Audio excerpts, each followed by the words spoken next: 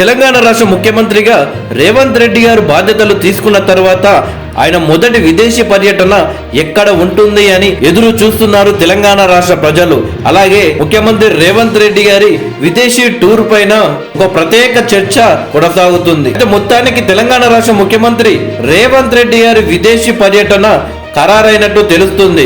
Switzerland లోని Davos లో జరిగే వరల్డ్ ఎకనామిక్ ఫోరం వార్షిక సమావేశంలో పాల్గొనేందుకు సీఎం రేవంత్ రెడ్డి గారు ఈ నెల జనవరి 15 నుంచి 18 వరకు పర్యటించనున్నారని తెలుస్తుంది. సీఎం వెంట మరో 8 మంది బృందం కూడా వెళ్తున్నది. విదేశీ పర్యటన కావడంతో రాష్ట్ర ప్రభుత్వం తరపున రూపొందించిన మొత్తం 9 మంది టీంకు అనుమతి ఇవ్వాల్సిందిగా విదేశాంగ శాఖకు రాష్ట్ర ప్రభుత్వం తరపున ప్రధాన కార్యదర్శి శాంతి కుమారి లేఖ రాశారు. రాష్ట్ర పరిశ్రమల శాఖ తరపున రూపొందించిన ఈ ఫారిన్ టూర్ కు అవసరమైన నిధులను బడ్జెట్ కేటాయింపుల నుంచి ఖర్చు చేయనున్నట్లు ప్రభుత్వం ఉత్తర్వులు ఇచ్చింది. ముఖ్యమంత్రితో పాటు దావోస్ వెళ్లే ఈ టీం ఆ తర్వాత 3 రోజుల పాటు లండన్ లోను పర్యటించనున్నట్లు సమాచారం.